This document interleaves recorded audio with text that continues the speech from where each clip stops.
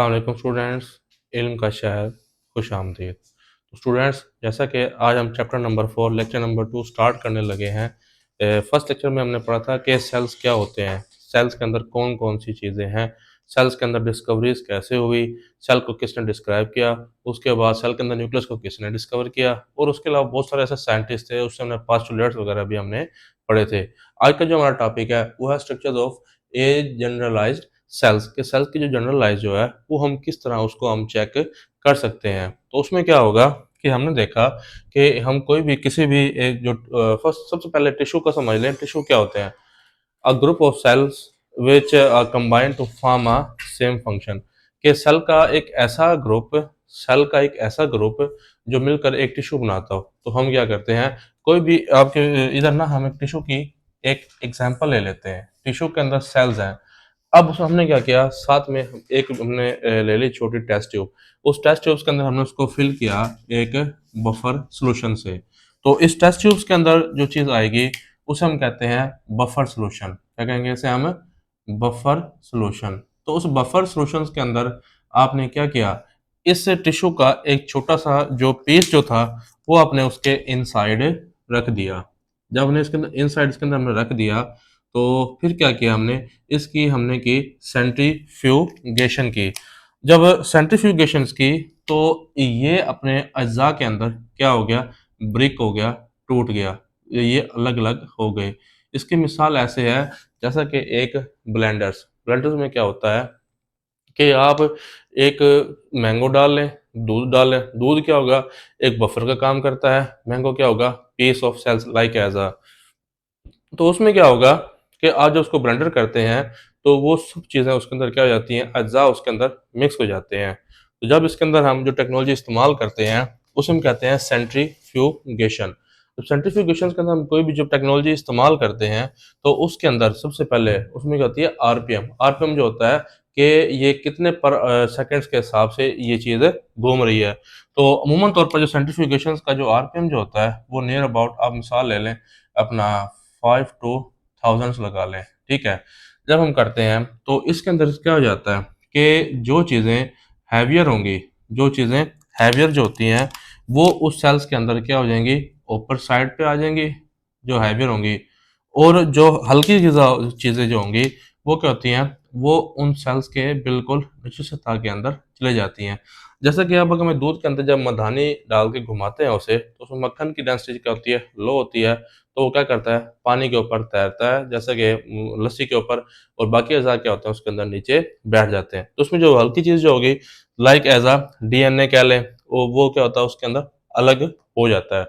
जब उसके बाद हम सेपरेशन के अंदर मजीद हम उसमें से आपको नजर आती है क्या चीज़, सिर्फ ऑर्गेनेल्स और सेल्स की हम सेपरेशन देख सकते हैं। लेकिन उसके बाद सेकंड जो ऑप्शन जो आता है उसमें आता है अल्ट्रा सेंट्रीफ्यूगेशन। अल्ट्रा सेंट्रीफ्यूगेशन जो है वो सेंट्रीफ्यूगेशन से थोड़ा सा एडवांस है।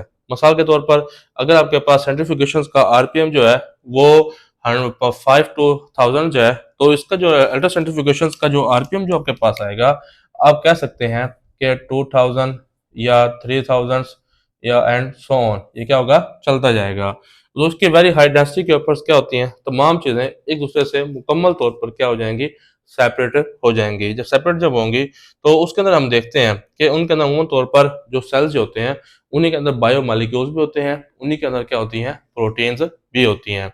जब हम इन सेंट्रीफ्यूगेशन के बाद आपके पास एक आ जाता है सेल, कि उस सेल्स के अंदर कौन कौन सी चीज़ें पाई जाती हैं। तो उन सेल्स के अंदर सबसे जो पहले जो चीज़ आपके पास जो आती है वो आती है सेल मेम्ब्रेन। याद रखिएगा, सेल मेम्ब्रेन जो है वो हमेशा किसी जो भी एनिमल सेल्स होंगे, एनिमल सेल्स के अंदर सबसे क्या होती है, एक आउटर मोस्ट वॉल होती है, ठीक है। उसके अलावा साइटोप्लाज्म, साइटोप्लाज्म जो होता है किसी भी सेल्स के अंदर वो क्या होता है, एक सेमी ट्रांसपेरेंट होता है, सेमी पेरेंट होता है, ठीक है। इसके अलावा उसके अंदर उन सेल्स के अंदर दो चीजें आती हैं, एक आता है सेल स्ट्रक्चर्स, एक आता है अपना सेल ऑर्गेनेल्स। जब हम स्ट्रक्चर्स की जब हम बात करते हैं तो उन स्ट्रक्चर्स के अंदर चार चीजें आती हैं। पहली चीज जो है cytoplasm, cell wall, cell membrane and cytoskeleton. ये चार चीजें जो हैं ये सेल स्ट्रक्चर्स का हिस्सा है। उसके बाद जो सेल ऑर्गेनेल्स जो होती हैं वो एक सपोर्टिव है, जो कि उस सेल्स को क्या कर रही होती हैं, सपोर्ट कर रही होती हैं। तो जब हम ऑर्गेनेल्स की जब हम बात करेंगे तो उनके अंदर हम इन 4 चीज़ों का कभी भी ज़िक्र नहीं करेंगे। तो उसमें क्या आएगा ऑर्गेनेल्स के अंदर, सबसे पहले आता है न्यूक्लियस। न्यूक्लियस जो होता है किसी भी चीज़ का क्या किसी भी कोई भी जो सेल जो होते हैं आपके पास, उनका क्या कहलाता है, वो सेंटर कहलाता है। राइबोसोम जो होते हैं हमेशा किसी भी सेल्स के अंदर काम करते हैं प्रोटीन सिंथेसिस का। क्लोरोप्लास्ट हमेशा प्लांट्स के अंदर पाया जाता है, जो कि क्या काम करेगा, फोटोसिंथेसिस का काम करता है। इसके अलावा माइटोकॉन्ड्रिया जो होता है वो एटीपी जनरेटर होता है, जिसे हम कहते हैं powerhouse of the cell. Vesicles बनाता है जो खास chemical release. Rough endoplasmic reticulum और एसईआर एंडोप्लाज्मिक रेटिकुलम खास किस्म के एंजाइम्स और टिनी टाइप्स ऑफ राइबोसोम्स के होते हैं जो अटैच होते हैं, जो प्रोटीन सिंथेसाइजिस के अंदर काम करते हैं। इसके अलावा अगर हम देखें सेंटर का न्यूक्लियस, न्यूक्लियस के अंदर उसके मौजूद होता है क्रोमोसोमल मटेरियल्स। उस क्रोमोसोमल मटेरियल के अंदर क्या आएगा, सबसे जो पहले जो मेजर जो चीज होती है सेल की, उसे हम कहते हैं प्रोटीन। डीएनए जो होता है वो किसी भी चीज का क्या होता है, hereditary material, hereditary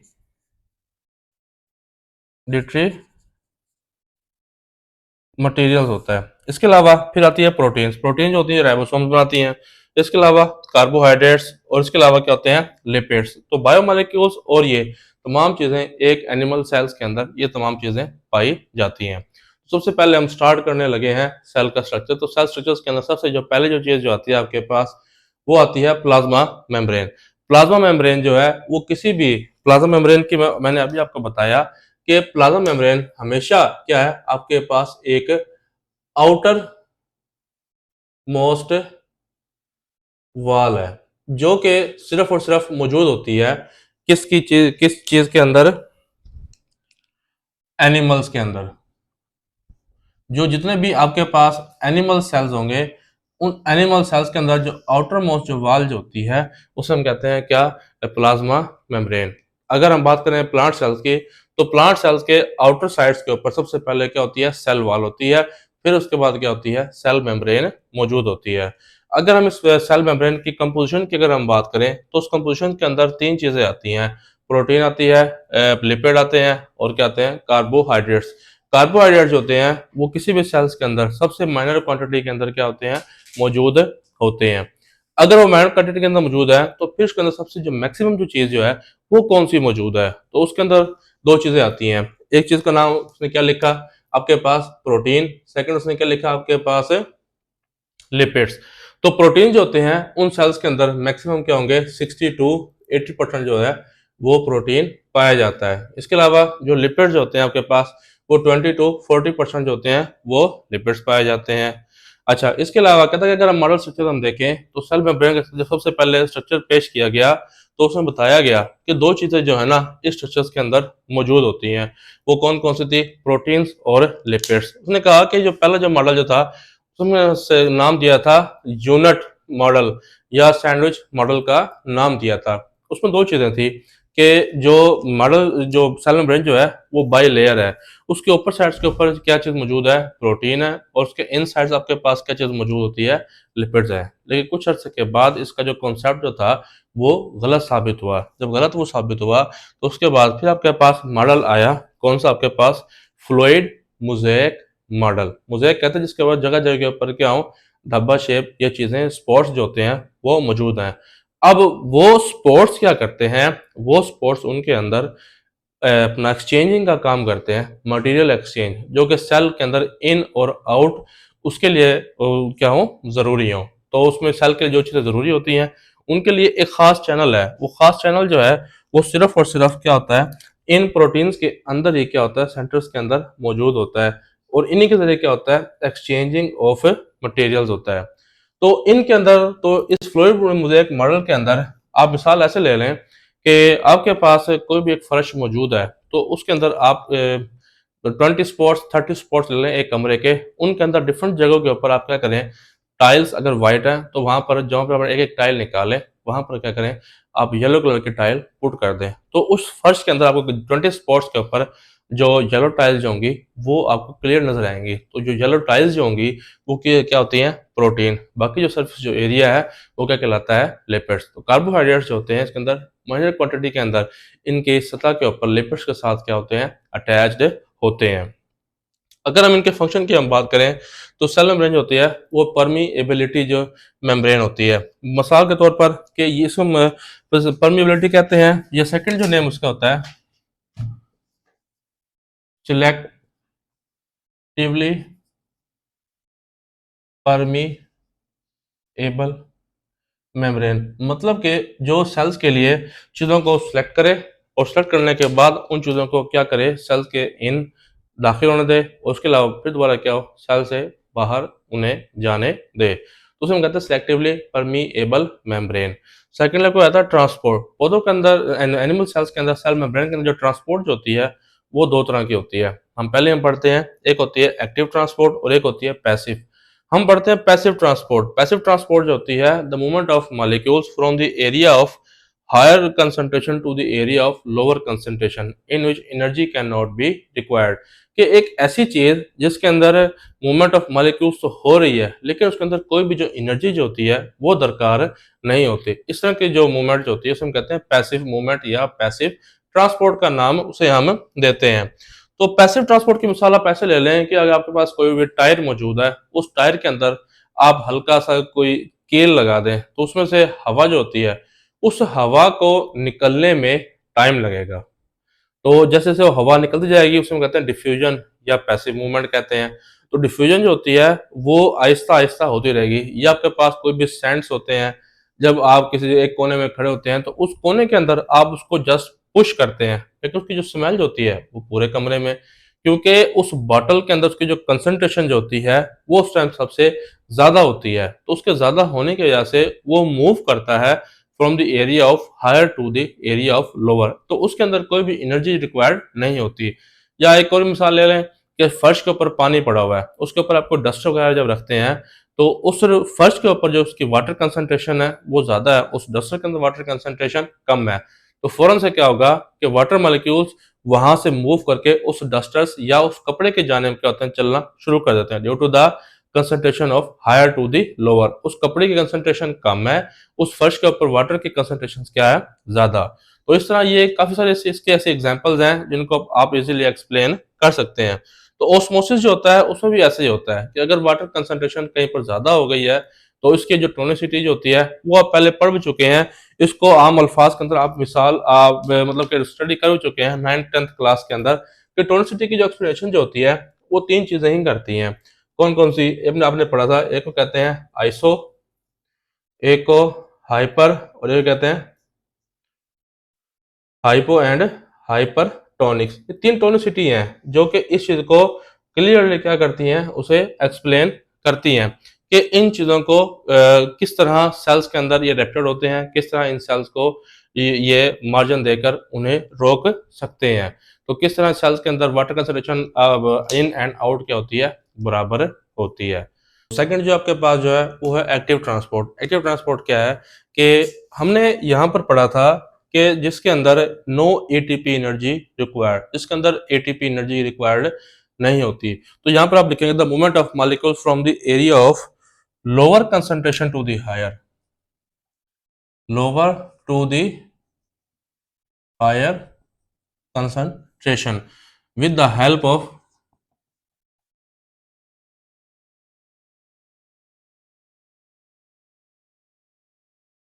sodium potassium pump. क्योंकि इसके इस जो मेम्ब्रेन जो होती है, इस मेम्ब्रेन्स के अंदर यहाँ पर क्या होती हैं, प्रोटीन्स होती हैं, और उसी प्रोटीन्स के साथ यहाँ पर क्या होते हैं, चैनल्स होते हैं। अगर सोडियम कंसंट्रेशन आउटर साइड के ऊपर हाई है या पोटाशियम कंसंट्रेशन इन साइड के अंदर लो है, या अपना बाहर पोटाशियम कंसंट्रेशन लो है, इन साइड क्या है, हाई है, तो कंसंट्रेशन जो होती है ये एक्सचेंज करते रहते हैं। इसके अलावा क्या होगा कि इनकी जो मिसाल जो है आपके पास, जो एक्टिव ट्रांसपोर्ट जो होती है वो दो चीजों से एक्सप्लेन की जाती है। उसके अंदर जो पहला जो नाम आता है उसे हम कहते हैं एंडोसाइटोसिस। एंडोसाइटोसिस में क्या होता है कि कोई भी चीज होती है, जब कोई भी मेम्ब्रेन सेल्स की मौजूद हो तो उसके पास कोई जो फूड पार्टिकल जब आता है तो वो उसको इस तरह एक मेम्ब्रेन के साथ अपने अंदर इनगल्व कर लेता है। तो वो एक वैक्यूल शेप के अंदर उस सेल्स के अंदर क्या होगा, चला जाता है। तो इस चीज़ को हम नाम देते हैं किस चीज़ का, एंडोसाइटोसिस का। एंडोसाइटोसिस जो होती है अमूमन तौर पर, अब जो फूड वैक्यूल जो है, ये कोई भी आप कह सकते हैं कोई भी फूड वैक्यूल है ये, जो कि सेल्स के लिए नेसेसरी है। इससे एनर्जी लेंगे और फिर सेल से क्या कर देंगे, उसको बाद में कोट कर देंगे। इसके दो टाइप्स हैं, एक को हम कहते हैं फैगोसाइटोसिस और एक को हम नाम देते हैं पिनोसाइटोसिस। जो फैगोसाइटोसिस जो होती हैं अमूमन तौर पर वो कोई भी चीज़ जब इनगल्फ करते हैं तो उनकी शेप कौन सी होती है, in the form of the solid, solid form के अंदर चीज़ों को इनगल्फ करते हैं। लेकिन जो पिनोसाइटोसिस जो होते हैं वो अमूमन तौर पर किस शेप के अंदर इनगल्फ करते हैं, लिक्विड शेप्स के अंदर इनगल्व करते हैं। उसके बाद कहता है कि जब ये चीज़ें इनसे फूड ले लेते हैं तो सेकंड प्रोसेस में क्या होता है कि ये ही सेल जो होता है इसको वापस निकाल दिया जाता है उस सेल से वापस एक वेसिकल्स बनाकर। तो उससे क्या हो जाएगा, ये सेल उससे आउट हो जाएगा। जो इसे एनर्जी रिक्वायर्ड थी हमने वो इससे हासिल कर ली, हासिल करने के बाद फिर उससे क्या हो जाएगा, उसे किक आउट कर दिया जाएगा। तो जिसके अंदर बॉडी से वेस्ट मटेरियल को एलिमिनेट किया जाता है कि elimination of waste material from the cell, क्या आएगा, elimination of waste material from the cell are called the exocytosis. तो ये था दोस्तों हमारा आज का एक कंप्लीट टॉपिक कि सेल का स्ट्रक्चर कैसे आप समराइज कर सकते हैं और प्लाज्मा मेम्ब्रेन जो होती है किस तरह एक ट्रांसपोर्ट के जरिए आपकी बॉडी के अंदर मूवमेंट कर सकते हैं। इसके अलावा जो सोडियम पोटाशियम जो होते हैं वो आपकी बॉडी के अंदर कंडक्टिंग ऑफ नर्व इम्पल्सिस भी होते हैं कि जो इम्पल्स को कंडक्ट करते हैं और एक जगह से दूसरी जगह उसे ले जाते हैं। तो स्टूडेंट्स, तो ये था हमारा आज का लेक्चर। तो इंशाल्लाह नेक्स्ट लेक्चर में हम अगला टॉपिक स्टार्ट करेंगे। शुक्रिया, अल्लाह हाफिज़।